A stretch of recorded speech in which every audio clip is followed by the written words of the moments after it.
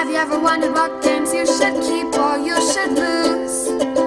Find out here at Purge Reviews. The Warriors is a classic TV movie, and one that I didn't see too many years after it came out, and it's become a cult favorite of many people. Weirdly enough, we got a Rockstar video game based on it, and now we get a board game from Funko Games, from an actually good design team that makes good games, although mass market games. And I'm super excited about getting this. I pre-ordered it, and I pre-ordered the game, and I was super excited to receive it. I didn't really know much about the game, except for it was set on the Warriors, and that was enough to get me excited and want to try the game out. So what do we get here? We get a cooperative game based right on the movie. We are running from the park into Coney Island to have the final showdown. Along the way, gangs are going to jump out and they're going to fight us, and we're going to have to kind of manage our hand and what we're putting in our discard pile and when to pick them up, and this reputation track that's going on, because we don't want to be perceived as wimps, because that will bring more people out after us. And it's this cool kind of showdown that you're going to have at the end, whatever gang ends up having the highest reputation. And you don't want to be too far down the line, because it makes the end game, if your reputation is super low, the end game is going to be harder for you. So you got to manage that as you're going on. So it's a few different tracks that you're managing as you're going through the game. But spade is a spade, right? There's dice rolling in this game. There's going to be a little bit of luck. There are ways to mitigate it through the throw hands cards. And that brings us to another thing. There aren't a lot of different cards. Each player's going to have 4 unique cards. Whatever Warriors you don't use, those cards will be in, so you have an opportunity to get some of those cards. You're limited on the weapons that you have, so a lot of the cards are going to trigger off the weapons. So you really have to manage your weapons and manage the cards that you're getting in order to have a good combination. With that said, once I got a couple of my weapons, I didn't normally change them. So there wasn't a lot of I'm going to have a chain this fight and brass knuckles next. I kind of just went with the flow because my cards were playing off of those weapons. The only one's a little bit different is the Molotov cocktail, which is a wild card, but it's only used once. So that can be very powerful, especially getting that in towards the late game when you're going into that battle down at Coney Island. It can be very helpful to be able to fight through. And some of the bosses, or some of the gangs rather, that you're fighting, they all have a different powers. They all feel a little bit different, require different things, but generally all work the same.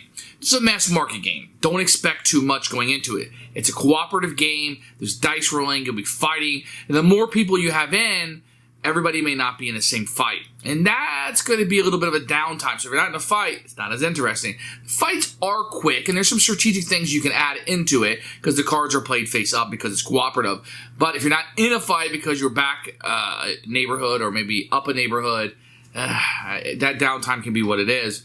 But it doesn't happen too often. There's no player elimination. If you're knocked out of a fight, it's momentarily, so it doesn't take a real long time. But you got to kind of manage your card. How many dice do I want to risk trying to get this roll? I need a 5.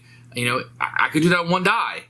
But maybe I need 3 shots at that, and I have these re-rolls I can do. Or maybe I have this where I can add 1 to a die. That whole thing.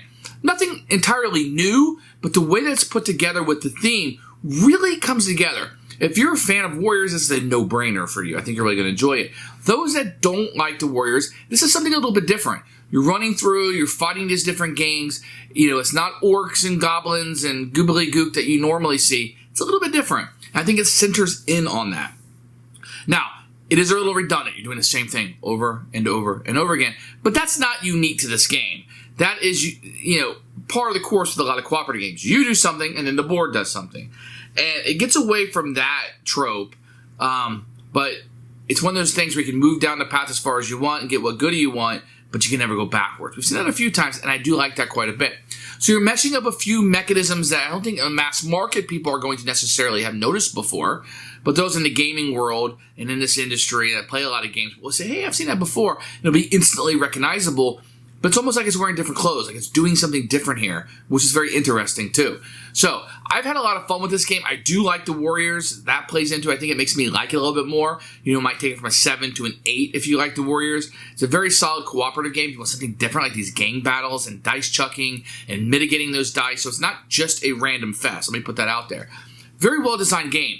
Funko Games has done it again. I really like how they take these IPs. They did this with the Fast and Furious one too, where you actually feel like you're in the movie. And this one, it really plays like the Warriors. It just does not, it's not the old veneers where they would just roll and move your way through. No, this is something a little bit different. And I applaud them for that. I think they've done a great job with this one. This is what, if you like the Warriors at all, track it down. If you're mildly curious about this one, this is what I would tell you. If you like cooperative games, to take a plunge on. Just know you get some on the lighter side. There's some dice rolling, mitigation of dice, some hand management. I don't find the game to be entirely that difficult, but it's a fun little one and one we've enjoyed quite a bit. So for us, this one hit it out of the park. For us, I like the Warriors theme, and that goes pretty far with me. Keeper for us. The Warriors come out to play a cooperative survival game. You can see the box has a lot of striking figures from the movie. Open up, you're going to have a rule book, which we'll take a look at in a few minutes. You're going to have a board that says the Can You Dig It? Tells you a little bit about the storyline. And you're going to have this that will come out. It's a little bit busy looking, but you're going to have a path that you'll be walking down with certain icons on it and a track over here. It works fairly well and only has the one fold that comes out. Inside the box, you can have quite a few things. These are the different locations you'll be at. Mainly, they're just ways to store the numbers and the little icons here. You're going to have the different gangs that you'll be fighting with. You can see that you have the Lizzies, the Rogues, the Furies, the Hi-Hats, the Punks, and the Turnbull ACs. I don't know if your favorite gang made it in the game, but these are the ones that are available. Each one has icons on them and a power down here at the bottom. In addition, you're going to get any number of cards. These are really good cards, actually. You're going to get some bopper cards, which, if you can see here, that is the narrator coming through. And these will be different things that will happen to you. And you're going to have these cards that you'll play. There's going to be quite a few different ones for each of the characters. And then you're going to get a ton of these like throw hands ones, as we'll repeat over and over again. Then you'll have the different weapons that you'll have in the game. They do have some graphical art style to them, which is pretty neat. Then you're going to have these minis. These minis are nothing to write home about. It's very hard to see what they are from the table. These are definitely going to need to be painted up. But you can see here that they do have the different characters. But these are not the best miniatures you ever see, but not bad for a little mass market game. And it's kind of hard because it's easy here because this one is purple, right? That's clearly purple. But when you get to the punks here, it's kind of hard. What color are they? Maybe the green when you have them side by side, but when they're on the board, you're not looking for, is this red? Is this the neon green?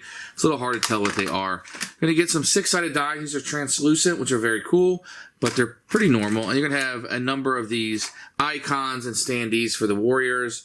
Everything is pretty good. I prefer these standees in this kind of game to the miniatures.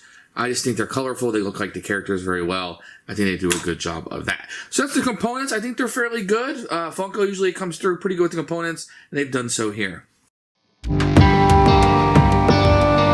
Here's a rule book, which is new promotional stills there, and it's a pretty small rule book.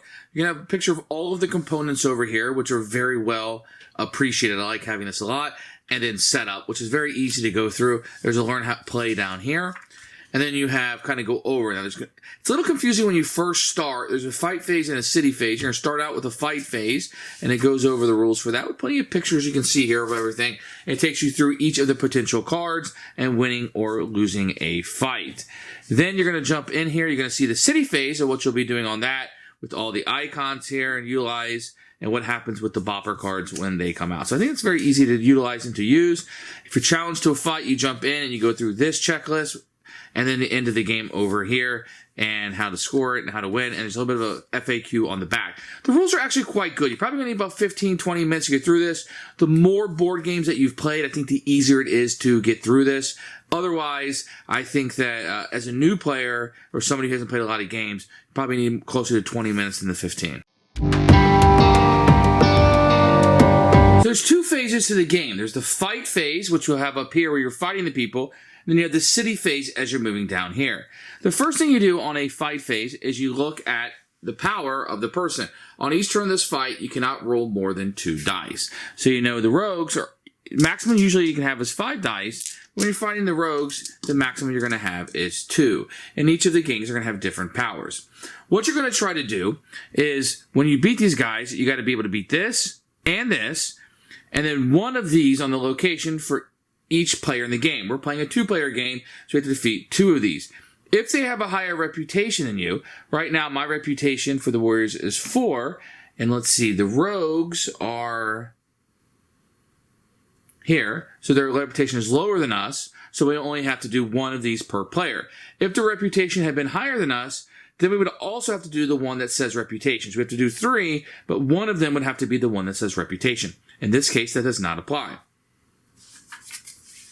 So what I would do on my turn, I would have these 7 cards in my hand if I am Fox, and I can play as many cards as I want. Each card will give you a number of dice, usually between 1 or 2.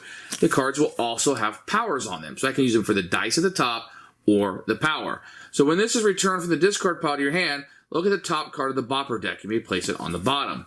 If I have brass knuckles, it can be any weapon. So let's say I want to use this, and it says if I have a brass knuckles, it can be any weapon. I don't need to... I could either flip over this card, and you can use the weapons 1 time per fight, and it could be, say, this one down here. So then we would take an X marker and put it on top of this, saying I've already accomplished that. Then, if the person's in my same neighborhood, which they are, they can also fight in the fight. Well, Vermin has brass knuckles also, so he's going to flip his brass knuckles over without playing a card, and he will be able to do this one, which has a brass knuckle or a switchblade, utilizing that is done. Now things are going to get a little tricky. So I'm going to look through my hand, and I'm going to say I want to use 2 of these cards for the dice up. Remember, maximum dice I can have against this guy is 2, so I would take 2 of the dice and roll them. If my number is equal to or higher than a number, I can complete it. So I could not do the 4 because my 3 and 2 is not that high. So then I would put an X on one of these 3s. Let's say I want to do the reputation 3 because if they had higher reputation, I would have to accomplish that. That's not the case here. So I'm going to do these 2 3s.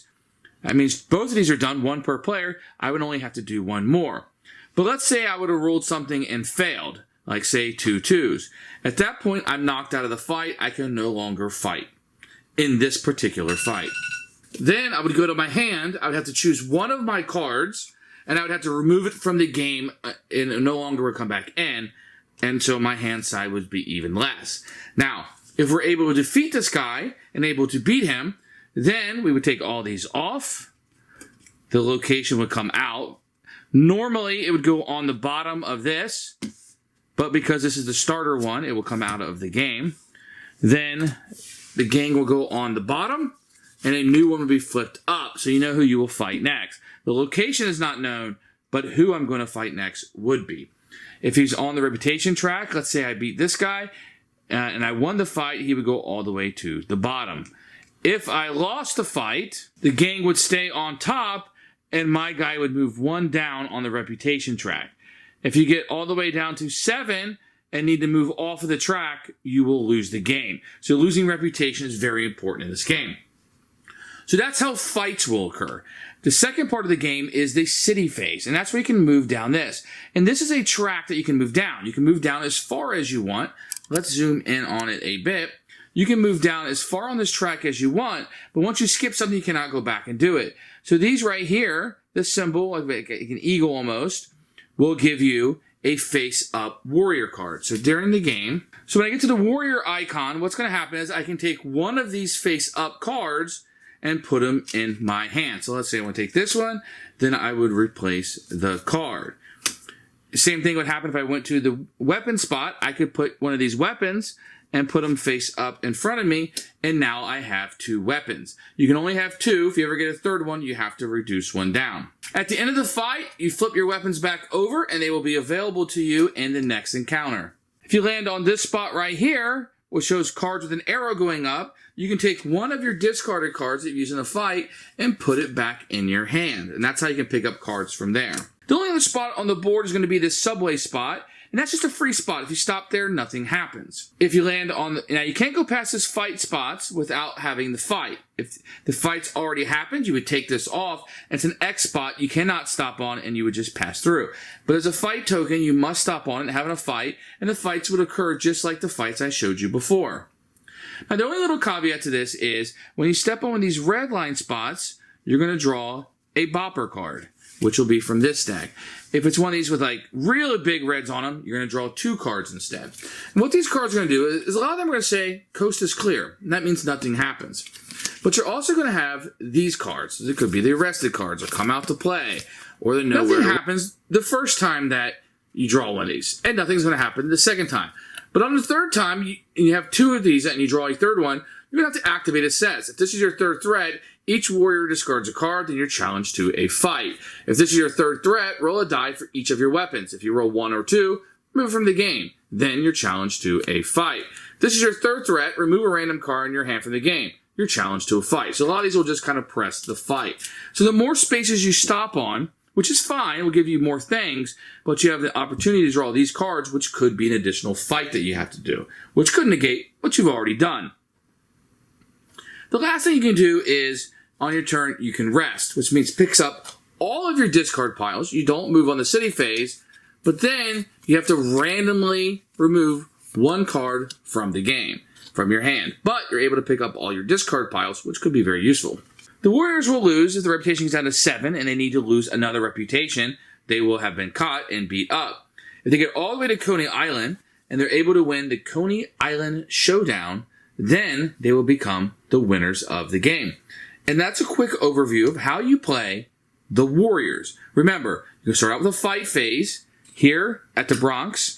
Then you're going to move your way into the city phase and fight as either you come along the fight phases or if you get those threat cards in here, that will require you to fight. And that's how you play the Warriors. Who should buy this game? Anybody looking for a Warriors game. If you're looking at a Warriors game, this is the game to get. You're probably not going to get a whole lot more of these. This is the one you want to track down and get it while it's in print. For those of you that like cooperative games, it's a little bit on the lighter side. There is dice chucking and mitigation of dice. There's some hand management. You can just put all your cards in, pressing your luck a little bit. So there's a few things. You go all the way down the line, but you can't go back and get the resources you want. But this is going to be on the lighter side. Simpler, mass market-y, that you're going to feel like it doesn't take away from it. Just know you're going to getting a heavier game. It's going to be one that you kind of along for the ride as you're playing through the movie and seeing the characters. I think it's kind of fun.